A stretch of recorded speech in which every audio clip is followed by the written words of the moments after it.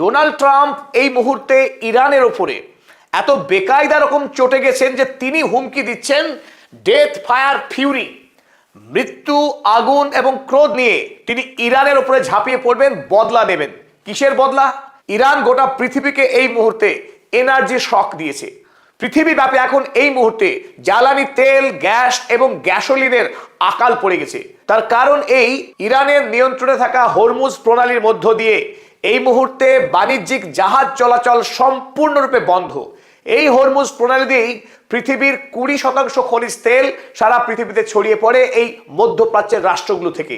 এই মুহূর্তে মধ্যপ্রাচ্যের কোনো রাষ্ট্র তারা 1 ব্যারেল তেল পর্যন্ত বিক্রি করতে পারছে না, কারণ ইরান এই মুহূর্তে স্ট্রেট অফ হরমুজকে সম্পূর্ণরূপে বন্ধ রেখেছে।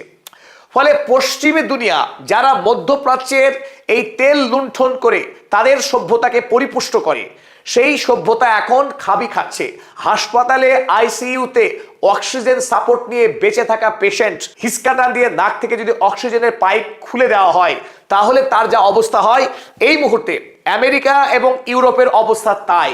তাদের নাক থেকে অক্সিজেনের পাইপ হিসকা টান দিয়ে ছিঁড়ে দিয়েছে ইরান।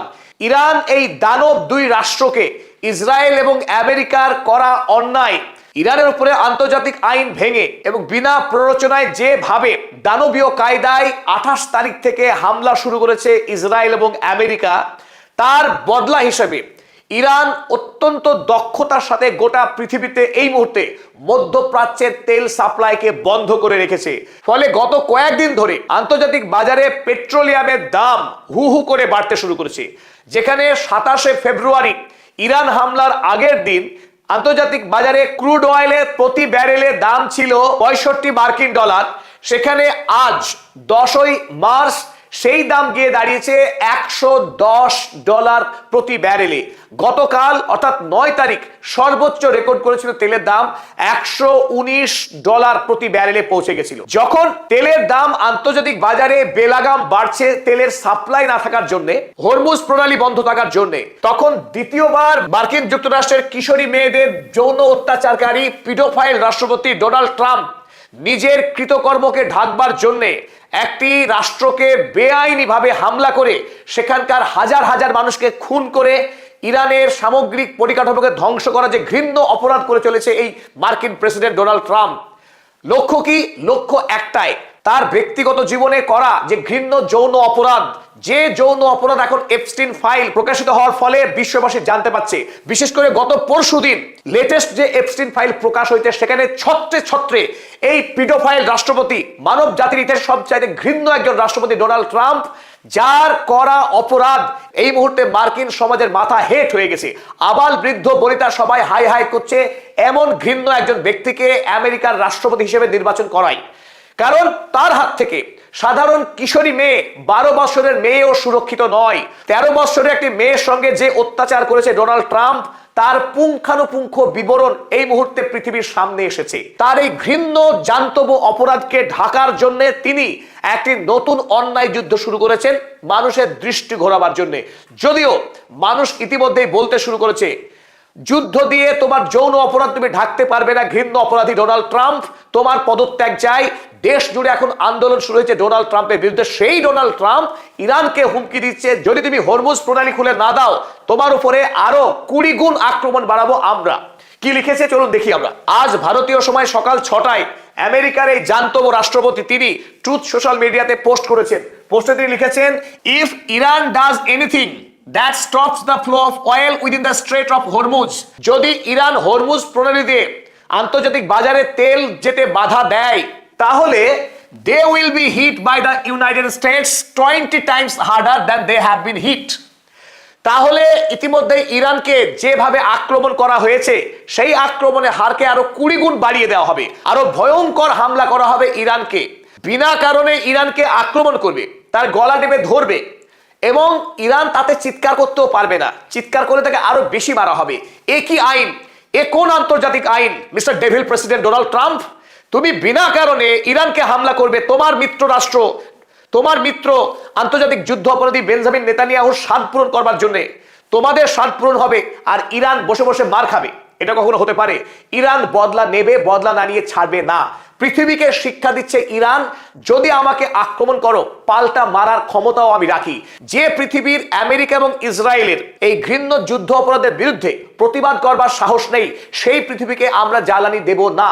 এই কথা জানিয়েছে IRGC। ইরানের ইসলামিক রেভলিউশনারি গার্ড কোর তারা দৃঢ়তার সঙ্গে জানিয়েছে ইউরোপ বা আমেরিকা বা পৃথিবীর কোন রাষ্ট্রকে তারা তেল দেবে না যদি তারা আমেরিকা এবং ইসরায়েলের করাই ঘৃণ্য অপরাধের প্রতিবাদ না করে এবং আমেরিকার সঙ্গে তারা যদি কূটনৈতিক সম্পর্ক ছিন্ন না করে, অন্তত ইরানের উপরে হওয়া অন্যায়ের যদি প্রতিবাদ পর্যন্ত না জানায়, তাহলে তারা স্ট্রেট অফ হরমুজকে খুলবে না। তাতে আন্তর্জাতিক বাজারে তেলের দাম যদি $200 প্রতি ব্যারেলে পৌঁছায়, তাতেও ইরান স্ট্রেট অফ হরমুজকে খুলে দেবে না। স্বাভাবিকভাবেই এখানে প্রশ্ন ওঠে যে ডোনাল্ড ট্রাম্প তিনি হুমকি দিচ্ছেন যে 20 গুণ বেশি আক্রমণ করা হবে ইরানকে, কিন্তু তিনি বাস্তবে এই স্ট্রেট অফ হরমুজকে এখনো খালি করতে পারেননি ইরানের হাত থেকে। যদিও আমরা জানি ধারাবাহিকভাবে 28 তারিখের পর থেকেই ইসরায়েল এবং আমেরিকা মিলিতভাবে কয়েক হাজার এয়ার স্ট্রাইক করেছে ইরানে। ইরান এখন জ্বলছে, তেহরান শহরে মারাত্মক ক্ষতি করেছে এই দস্যু বাহিনী ইসরায়েল এবং আমেরিকা মিলিতভাবে। তারপরেও স্ট্রেট অফ হরমুজকে IRGCর হাত থেকে মুক্ত করতে পারেনি। এই মুহূর্তে এই স্ট্রেট অফ হরমুজে বিদেশি জাহাজ মধ্যপ্রাচ্য থেকে তেল ভর্তি করে, মধ্যপ্রাচ্যের গ্যাস ভর্তি করে ইউরোপ আমেরিকার বাজারে পৌঁছানোর জন্য 3700 জাহাজ আটকে রয়েছে, যে জাহাজ এই স্ট্রেট অফ হরমুজ দিয়ে ওমান উপসাগর হয়ে পৃথিবীর বিভিন্ন দেশে যে পৌঁছে যায় সেই রাস্তা বন্ধ করে রেখেছে এই মুহূর্তে IRGC। ফলে 3700 জাহাজ এখন আটকে রয়েছে এই পারস্য উপসাগরে। স্বাভাবিকভাবে প্রশ্ন ওঠে IRGC কিভাবে এই দুঃসাধ্য কাজ করছে, যেখানে ইসরায়েল এবং আমেরিকা আকাশ থেকে ধারাবাহিক বোমা বর্ষণ করছে, যেখানে আমেরিকার একাধিক যুদ্ধ জাহাজ আরব সাগরে টহলদারি চালাচ্ছে, যার উপরে অন্তত 200 F-35 F-22 মতো অত্যন্ত শক্তিশালী ফাইটার জেট রয়েছে ইরানকে ধ্বংস করার কাজে। তা সত্ত্বেও গত 6 দিনে এই স্ট্রেট অফ হরমুজ দিয়ে একটি জাহাজ বেরোতে পারেনি। ডোনাল্ড ট্রাম্পের তর্জন গর্জন সত্ত্বেও IRGC একটি জাহাজকেও তেল নিয়ে পার হতে দেয়নি স্ট্রেট অফ হরমুজ দিয়ে। স্বাভাবিকভাবেই পৃথিবীর বাজারে তেলের দাম চটচট করে বাড়ছে এবং তার মাসুল গুনতে হচ্ছে এই ইভিল স্টেটের সরকারগুলোকে। আমেরিকা যুক্তরাষ্ট্রে ইতিমধ্যেই আমরা জানি তেলের দাম এই অসম্ভব বাড়ার ফলে প্রতিদিন তাদের $বিলিয়ন ভর্তুকি দিতে হচ্ছে দেশের মানুষকে। না হলে বর্তমান বাজার মূল্যে যদি আমেরিকার লোককে তেল কিনতে হয়, তাহলে তারা ডোনাল্ড ট্রাম্প সরকারের বিরুদ্ধে এমন বিদ্রোহ করবে একদিন সরকার টিকবে না। ইরানের সরকার ফেলতে এসে ডোনাল্ড ট্রাম্প নিজেই গদিচ্যুত হবেন, কোনো সন্দেহ নেই। অতএব বেগতিকভাবে দেশের মানুষকে প্রতিবাদ থেকে সরিয়ে রাখতে কোষাগার থেকে বিপুল পরিমাণে টাকা ভর্তুকি দিয়ে দেশের তেলের দামকে ডোনাল্ড ট্রাম্প এই মুহূর্তে নিয়ন্ত্রণ করবার চেষ্টা করছে। আর তারপরেও আমেরিকার বাজারে ইতিমধ্যেই তেলের দাম 70% বৃদ্ধি পেয়েছে।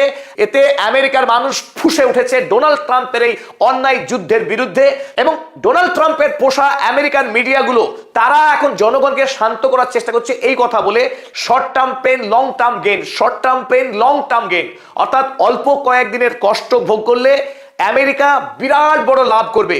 ইরান রাষ্ট্রকে ভেঙে টুকরো টুকরো করে, ইরান যেহেতু পৃথিবীর তৃতীয় বৃহত্তম দেশ খনিজ তেল সম্পদের ক্ষেত্রে, তাই গোটা ইরানের তেল 207 বিলিয়ন ব্যারেল তেল রয়েছে মজুদ ইরানে, সেই গোটা তেলের মালিক হবে আমেরিকা। এই স্বপ্ন দেখাচ্ছে ডোনাল্ড ট্রাম্প আমেরিকার মানুষকে, অথচ এই স্ট্রেট অফ হরমুজ দিয়ে একটা জাহাজ বের করতে পারছে না IRGCর হাত থেকে। এবার চলুন দেখে নিই যে IRGC পৃথিবীর সেই সেনাবাহিনী যারা আমেরিকার এবং ইসরায়েলের যৌথ সামরিক বাহিনীকে নাস্তানুবাদ করছে এই পারস্য উপসাগর এবং ওমান উপসাগরে। আসলে IRGCর মূল সুবিধাটা কোথায়, কিভাবে কোন কৌশলে এই স্ট্রেট অফ হরমুজকে সম্পূর্ণ কিলিং জোনে পরিণত করেছে। যে জাহাজ আসবে সেই জাহাজকেই ধ্বংস করার যে হুমকি দিয়েছে, আর সেই হুমকিতে ইতিমধ্যেই পৃথিবীর কোনো কোম্পানি তারা সাহস করছে না এই খাড়ি পার হতে, এই প্রণালী পার হয়ে জাহাজ নিয়ে যেতে। চলুন কিভাবে এই কাজ সম্পন্ন হলো দেখে নিই। স্ট্রেট অফ হরমুজের প্রস্থ মেরে কেটে 39 কিমি মতো, 33 থেকে 39 কিলোমিটার এর প্রস্থ। কিন্তু 39 কিলোমিটার এই গোটা রাস্তা দিয়েই কিন্তু জাহাজ চলাচল করে না। জাহাজ চলাচল করে মাত্র সংকীর্ণ দুটো লাইন দিয়ে। এই পথ দিয়ে জাহাজ আরব সাগর হয়ে এই পারস্য উপসাগরে ঢোকে তেল নেওয়ার জন্যে। আরব, কুয়েত, কাতার, বাহরাইন, ইরান সমস্ত দেশের তেল লোড হয় এই পারস্য উপসাগরের বিভিন্ন বন্দর থেকে। তারপর সেই জাহাজ আবার বেরিয়ে যায় এই পথ ধরে আরব সাগরে তারা বেরিয়ে যায়। জাহাজ প্রবেশ করে 3 কিলোমিটার রাস্তা জুড়ে, বেরিয়ে আসে 3 কিলোমিটার রাস্তা জুড়ে, মাঝখানে 3 কিলোমিটার বাফার জোন, কেবলমাত্র 6 কিলোমিটার রাস্তা জাহাজ পরিবহনের জন্য ব্যবহার হয়। ফলে আর এই 6 কিলোমিটার রাস্তা ইরান থেকে অত্যন্ত কাছে, ফলে ইরান এই নৌপথকে সম্পূর্ণ নিয়ন্ত্রণে রাখে।